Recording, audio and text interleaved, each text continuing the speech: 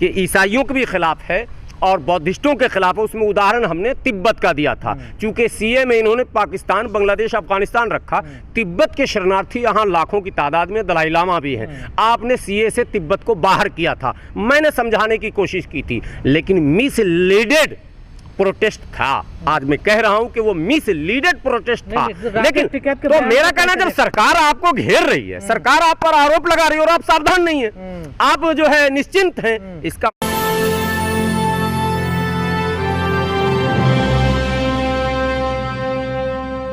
कोई चेहरा देखकर यदि चुप्पी साधता है, गोया वो बुराइयों को, अन्याय को आगे बढ़ाने में सहयोगी बन रहा है, उसका मुआविन बन रहा है, उसका मददगार बन रहा है। और ऐसे व्यक्ति और ऐसे संगठनों को हम लाइक नहीं करते, चाहे वो किसान संगठन हो। कोई अनोखा संगठन नहीं आया दुनिया में, भारत में हजारों लाखों संगठन है और सैकड़ों किसान संगठन है। किसान अगर धरने पर बैठे हैं और उनके साथ सरकार अन्याय कर रही है, पूरे देश के लोगों की सहानुभूति उनके साथ है और थी। लेकिन यदि किसान आंदोलन में बैठे हुए लोग इस तरह का कृत्य करेंगे, जो घटनाएं, ये चौथी घटना हो चुकी है, आपको टिकरी बॉर्डर की घटनाएं पता है। आंदोलनकारियों, देखिए मैं जब शाहीन बाग धरना चल रहा था तब भी मैंने कहा सतर्कता बरतनी पड़ेगी, आपको सावधानी बरतनी पड़ेगी। जब आप लोगों के जमावड़ों को जमा करते हैं और लीड करते हैं, नेतृत्व करते हैं, नेतृत्व कोई छोटी मोटी चीज नहीं है। आप नेता बन गए साहब, आपके पीछे लाखों की भीड़ है, उसको आप देख नहीं सकते, संभाल नहीं सकते, समझा नहीं सकते, सही माने डिसिप्लिन सिखा नहीं सकते, तो आपको नेता बनने का अधिकार कतई नहीं है। नेतृत्वकर्ता की पूरी पूरी जवाबदेही और जिम्मेदारी है कि वो सामने आकर ये बताए कि आखिर उसके आंदोलन में इस तरह की घटना कैसे घट गई, जहां धर्म भी कटघरे में, जहां मानवता भी कटघरे में, जहां इंसाफ भी कटघरे में, और सबसे बड़ी बात आंदोलन भी कट। सबसे जो प्रमुख है वहां वो ये है कि एक व्यक्ति की हत्या की गई। हत्यारा है। दुर्भाग्य ये है, इस देश में लोग कहते हैं कृषि प्रधान देश है, मैं बहुत दिनों से ये कहता हूँ कि ये धर्म प्रधान देश। भारत में हिंदू, मुस्लिम, सिख, ईसाई, जैन, पारसी, आस्तिक, नास्तिक सभी लोग रहते हैं और भारत का संविधान सबों को स्वतंत्र रखता है कि वो चाहे मस्जिद जाए, मंदिर जाए, चर्च जाए, गुरुद्वारा जाए, बुद्ध विहार जाए, चाहे जहाँ जाए, उसकी आस्था जिस पर भी हो, राम पर हो, कृष्ण पर हो, हनुमान भक्त हो, वो मंगल का व्रत रखे ना रखे, वो रमज़ान में रोज़ा रखे, वो कभी ना रखे, लेकिन भारत का संविधान पूर्ण रूप से सबको स्वतंत्रता प्रदान करता है। वो उसके ऊपर डिपेंड है कि वो किस पर आस्था रखता है। ये एक बात हो गई। दूसरी बात कि किसी भी धर्म को ये अधिकार भारतीय संविधान नहीं देता है। अभी संवैधानिक बात कर रहा हूँ मैं। भारतीय संविधान किसी भी धर्म के धर्म प्रमुखों को भी, माने धर्म प्रमुख की बात मैं इसलिए कर रहा हूं कि अक्सर जब इस तरह की बातें आती हैं तो उसमें धार्मिक लोग आगे आ जाते हैं, जो अभी हो रहा है यहाँ सिंघू बॉर्डर की इस घटना के बाद। घटना से ज्यादा दुर्भाग्यपूर्ण जो है वो ये है कि इस घटना पर जो हत्यारा है, सीधे शब्दों में मैं कह रहा हूं, जो हत्यारा है, उसके बचाव में, उसको मतलब वो क्या कहते हैं, और उससे उसके उत्साह को बढ़ाने के लिए, उसको शाबाशी देने के लिए कई धार्मिक चेहरे सामने आ रहे हैं। तो स्वागत किया जा रहा है, मालाएं पहनाई जा रही है। यही बात मैं कह रहा हूं। आपको याद होगा इसी भारत में जब मॉब लिंचिंग में अफराजुल की हत्या हुई, तबरेज की हत्या हुई, जब दादरी में अखलाक की हत्या हुई, और आपको एक बहुत प्रमुख कहानी है जिसको कोई नहीं भूलेगा, बुलंदशहर में जो घटना घटी थी जिसमें इंस्पेक्टर सुबोध की हत्या हुई। इन तमाम हत्याओं में हत्यारा जो था उसको एक विशेष दल, विशेष संगठन के द्वारा सम्मानित किया गया, माला पहनाया गया, उसके जिंदाबाद के नारे लगाए गए। एक ट्रेंड चल रहा है, मैं बता रहा हूं। इसी तरह से इस्लाम धर्म पर आपत्ति करने वाले या धर्म पर किसी भी प्रकार का कमेंट करने वाले, चाहे वो किसी भी धर्म से उसका संबंध हो, आपने देखा होगा कई ऐसे व्यक्ति जो अपने आप को कहते हैं मैं मुसलमान हूं, इस्लामी हूं, चेहरे मोहरे भी, टोपी, दाढ़ी, शेरवानी, और वो ऐलान करते हैं कि अमुक व्यक्ति जिसने गुस्ताखी की है उसको उसकी हत्या कर दी जाए, उसका गर्दन अगर काट लोगे तो 1 करोड़, हाथ काट लोगे तो इतना मार। की तरफ इशारा है क्या? मैं वसीम रिजवी समेत, वसीम रिजवी समेत पूरे भारत में कई ऐसी घटनाएं घटी हैं जहां पर बड़े बड़े मौलानाओं और बड़े बड़े मुस्लिम राजनेताओं के द्वारा ये बयान दिया गया, या यूं कहें कि अन्य दौलतमंदों, आपको मेरठ के उस व्यक्ति का नाम याद होगा, याकूब कुरैशी का, वो प्रसिद्ध ही इसी से हुए थे। इससे पहले लोग उनका नाम नहीं जानते थे। उन्होंने जब करोड़ रुपए का, सलमान रुश्दी को मारो तो इतना पैसा, फला को मारो, तस्लीमा नसरीन को मारो तो इतना पैसा। अब मैं आप सिख धर्म पे आप आए।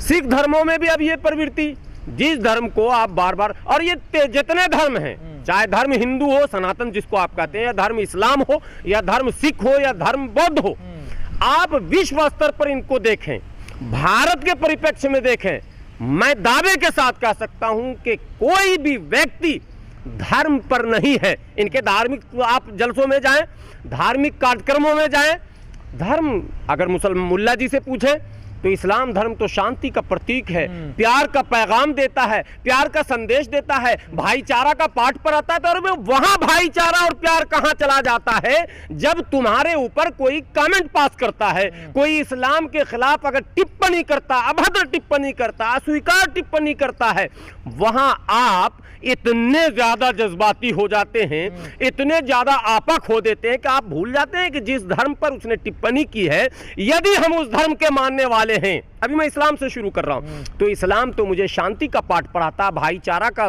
वचन देता है। फिर हम वसीम रिजवी हो, सलमान रुश्दी हो, तस्लीमा नसरीन हो, इत्यादि इत्यादि ABCD कोई भी हो, उसका गर्दन मारने का अधिकार इस्लाम नहीं देता। इस्लाम के बहुत सारे ऐसे सिद्धांत हैं। कल ही एक त्यौहार आप लोगों को पता होगा, ईद मिलादुन नबी, जो प्रोफेट मोहम्मद सल्लल्लाहु अलैहि वसल्लम का बर्थडे है, यौम पैदाइश है। हम लोग कहते हैं कि इससे पहले दुनिया में अंधकार था, उनके आने के बाद महिलाओं को अधिकार मिला, बेवाओं को अधिकार मिला, यतीमों को अधिकार मिला। अरे साहब, कहाँ गया वो सारा उपदेश आपका? मैं मुसलमानों से पूछ रहा हूँ। अचानक आपने मोहम्मद सल्लल्लाहु अलैहि वसल्लम के उस रास्ते को कैसे छोड़ दिया कि आप बात बात पर एक दूसरे के खून के प्यासे हो रहे हैं?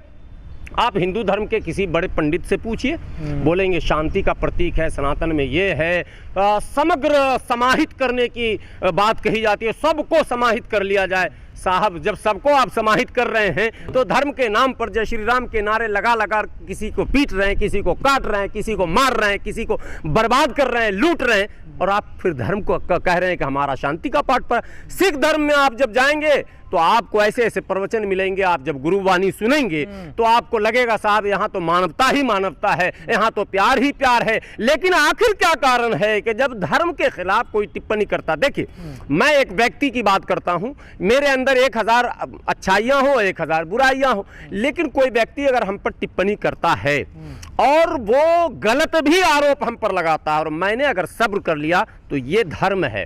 और मैंने ईंट का जवाब पत्थर से देना शुरू किया, और पत्थर नहीं गोली से देना शुरू कर दिया। ये कहावत भी अब मतलब किसी काम की नहीं रही, ईंट का जवाब पत्थर, अब तो ईंट का जवाब गोली से लोग दे रहे हैं, तलवार से लोग दे रहे हैं। तो ये धर्म नहीं है।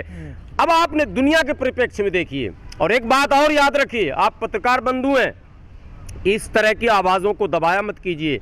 जब जब दुनिया इस तरह के मामलों में चुप्पी साधी है, खामोशी इख्तियार की है, तब तब इस तरह के मामले और बढ़े हैं। बर्मा में जो कुछ हुआ धर्म की आड़ में हुआ, अफगानिस्तान में जो कुछ हुआ धर्म की आड़ में हुआ, सीरिया में जो कुछ हो रहा है धर्म की आड़ में हो रहा है, और इससे पहले के इतिहासों को आप देखेंगे तो यूरोपीय देशों में धर्म की आड़ में, बोस्निया हर्ज़ोगोविना में हुआ धर्म की आड़ में। अरे ये धर्म क्या मुसीबत बना रहे उस धर्म को दुनिया धरती के लिए?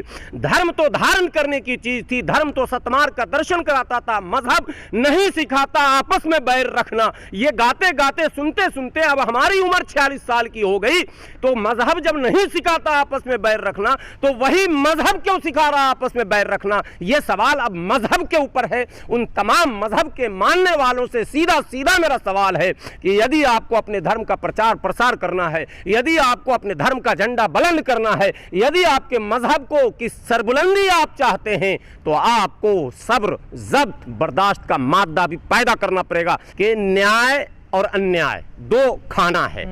अन्याय के खिलाफ यदि हम लड़ना चाहते हैं, तो अन्याय किसी पर भी हो, हिंदू पर हो, मुस्लिम पर हो, सिख पर हो, ईसाई पर हो, जैन पर हो, पारसी पर हो, अगड़ा पर हो, पिछड़ा पर हो, नास्तिक पर, किसी पर भी हो, बिहार के लोगों पर हो, उत्तर प्रदेश के लोगों पर हो, राजस्थान के लोगों पर हो, साउथ में हो, नॉर्थ में, मतलब नहीं बनता। मानवता के आधार पर आप अन्याय और न्याय के बीच आप लड़ रहे हैं। आप ये कह रहे हैं कि अन्याय के खिलाफ हम लड़ रहे हैं। अन्याय सरकार का हो, संगठन का हो, पार्टी का हो, समाज का हो, जाति का हो, सबके खिलाफ आपको खड़ा होना चाहिए और एक अंदाज में खड़ा होना चाहिए। यदि आप अन्याय में भेदभाव करते हैं तो स्वयं आप अन्याय कर रहे हैं, इसका मतलब। नहीं, आपको नहीं लगता दोगलापन है ये? नहीं, मैं इस तरह के शब्दों का प्रयोग नहीं करता और करना भी नहीं चाहिए, लेकिन अन्याय के खिलाफ लड़ने वालों को मैं सीधी चुनौती देता हूं कि अन्याय के खिलाफ लड़ने का अर्थ ये नहीं है कि मोदी के खिलाफ लड़ जाएं। अन्याय के खिलाफ लड़ने का ये अर्थ नहीं है कि योगी के खिलाफ सिर्फ लड़ें। अन्याय है वो समाज के जिस जगह भी हो,